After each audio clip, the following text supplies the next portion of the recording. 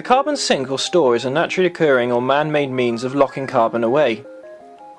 The main natural sinks are absorption from peat bogs and oceans and photosynthesis from plants. The main man-made sinks are landfills and carbon capture and storage. The role of peat bogs. Dr. Rob McCall, Climate Change Advisor for the Countryside Council for Wales, CCW, explains, "The key aspect of peatlands is their ability to store carbon. Peat soils in Wales hold a disproportionate amount of the carbon stored in the natural environment.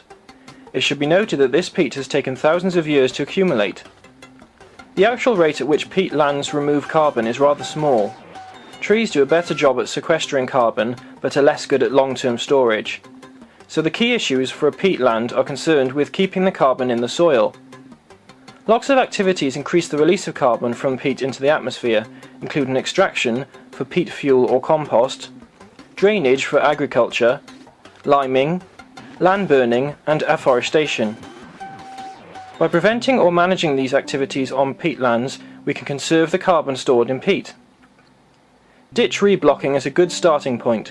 It conserves the soil carbon, restores the bog surface so that mosses and other plants can begin to capture new carbon.